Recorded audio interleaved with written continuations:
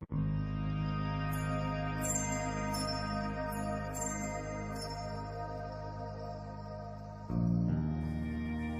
recent moves by the Vatican in sanctioning or rejecting various places of reputed apparitions were fascinating on a number of counts, none more so than the approval of the Rosa Mystica devotion.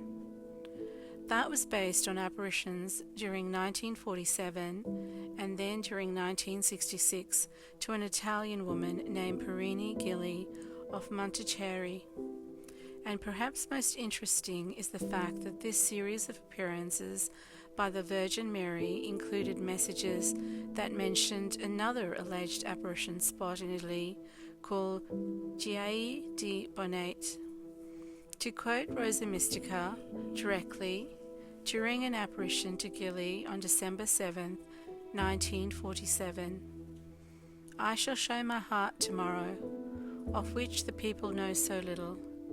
In Fatima, I asked that the devotion to my heart be spread. I wanted to bring my heart into Christian families in Bonate.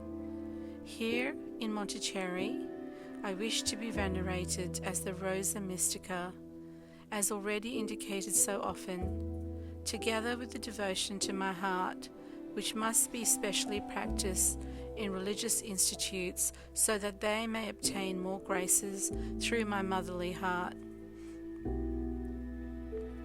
The reason it is electrifying, the apparitions at Ghiaie di Bonate near Bergamo, about 50 miles northeast of Milan, have been in limbo for decades, 80 years to be exact, and yet they reportedly were among the very most powerful ever recorded, in some ways as or more spectacular than even Fatima.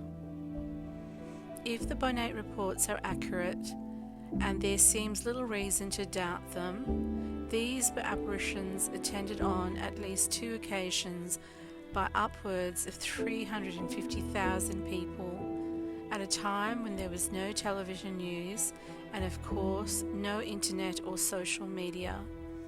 The crowd at Fatima during the famous October 13, 1917 sun miracle has variously been estimated at between 30 and 100,000.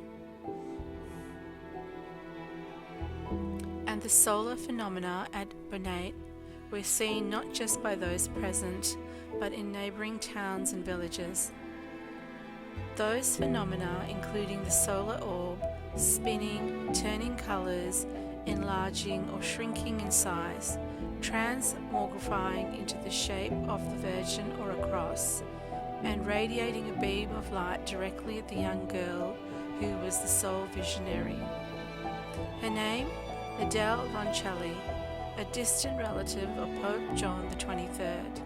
Her story and the repression of this phenomena is one of the richest in Marian annals.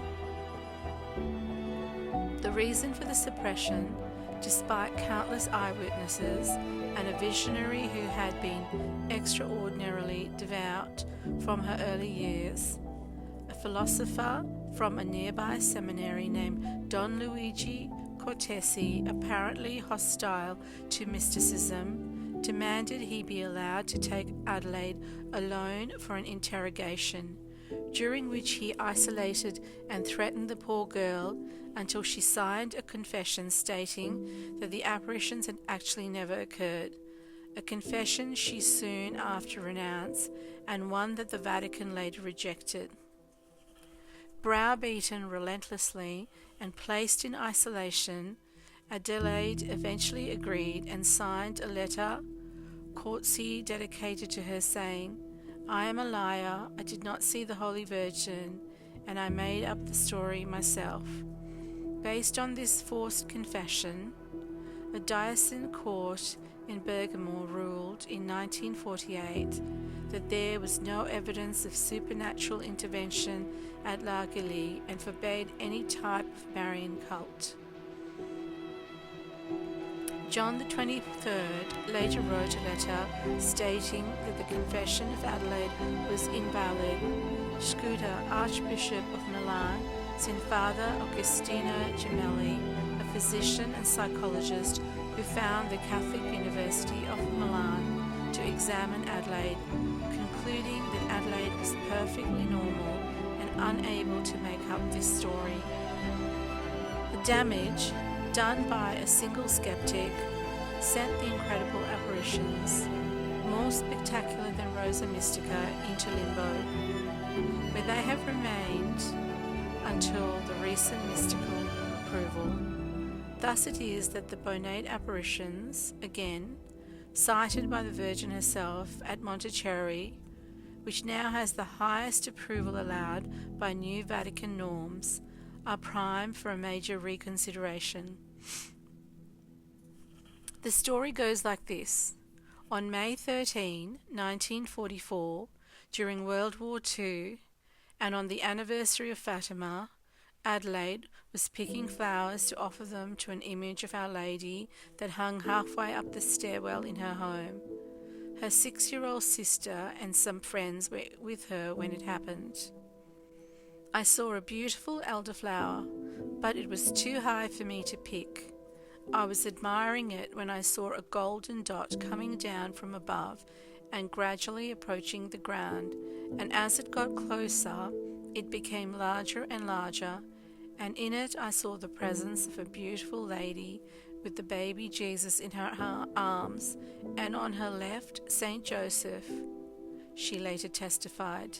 The 3 persons were wrapped in 3 oval circles of light and remained suspended in space, not far from the threads of light. The lady, beautiful and majestic, wore a white dress and a blue mantle. On her right arm she had the rosary, crown composed of white beads. On her bare feet she had 2 white roses. The dress around her neck had a finish of pearls, all the same tied in gold in the form of a necklace. The circles surrounding the 3 people were luminous with shades of golden light. At first I was afraid and tried to run away, but the lady called me with a soft voice, saying, "Don't run away because I'm Our Lady." So I stopped and looked at her, but with a sense of fear. Our Lady looked at me, then added, "You must be good, obedient, respectful of your neighbour, and sincere. Pray well and come back to this place for 9 evenings, always at this time." Our Lady looked at me for a few moments, then slowly moved away, without turning her back on me. I watched until a whitish cloud removed them from my gaze. The child Jesus and Saint Joseph did not speak. They only looked at me with an amiable expression. The apparitions occurred for 13 days in 2 series, from May 13 to 21 and then May 28 to 31. More public appearances than Fatima and 1 less than Lourdes, though the Fatima series and possibly Saint Bernadette always had private experiences. During the second apparition at Bonate, the Blessed Mother allegedly said, "You must be good, obedient, sincere, and pray well, respectful towards your neighbour. Between your 14th and 15th year, you will become a Sacramentine sister. You will suffer a lot, but don't cry, because afterwards you will come with me to heaven."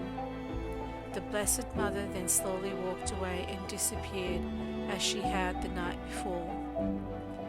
During the third apparition, when asked to heal sick children, Our Lady told Adelaide, "Tell them that if they want their children healed, they must do penance, pray a lot, and avoid certain sins.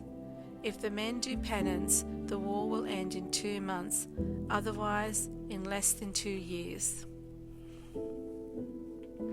Instructive to us also was that the Blessed Mother said at the 4th apparition, "Our Lady smiled at me and then said to me with a sorrowful face, 'So many mothers have their children in misfortune because of their serious sin. Let them stop sinning and their children will be healed.' Said Adelaide, I asked for an external sign to satisfy the people's desire. She answered me, "That too will come in due time.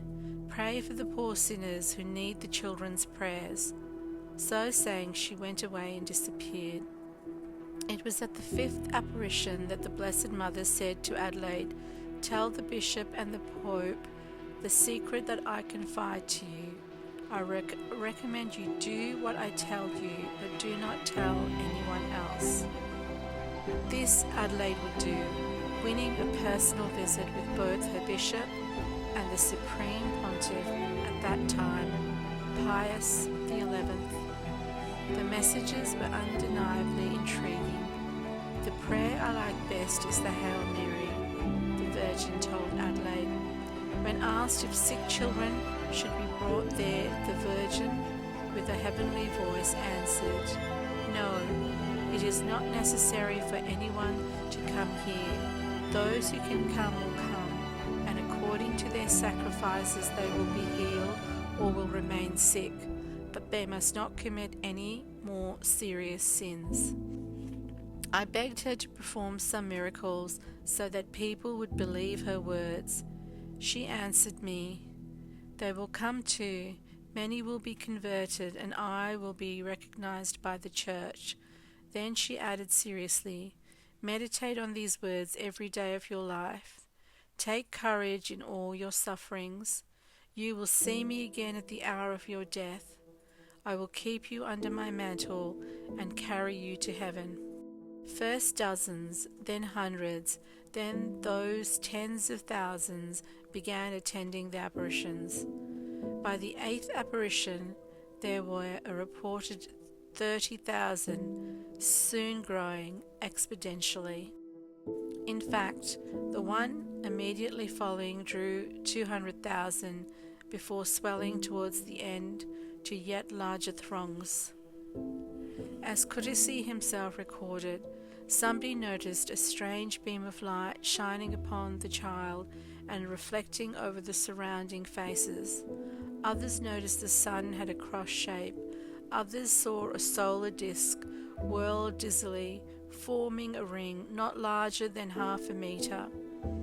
In the lower layer of the atmosphere, some people saw a rain of golden stars, small yellow clouds in the shape of hoops, so thick and near that somebody tried to catch them in full flight. Phosphorescent hands were seen, light globes in the shape of hosts.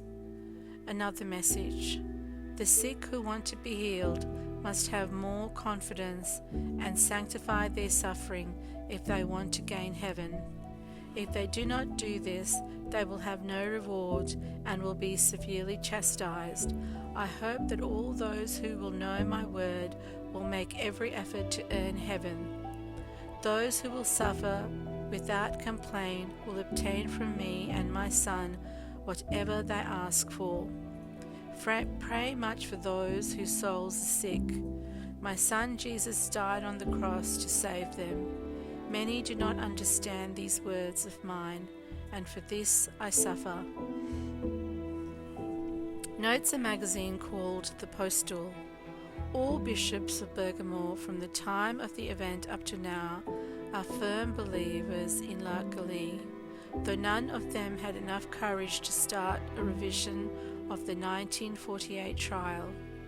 Nowadays, at La Ghiaie, there is still the old, small chapel that was built before 1948, surrounded by a little gallery and a lot of trees and greenery.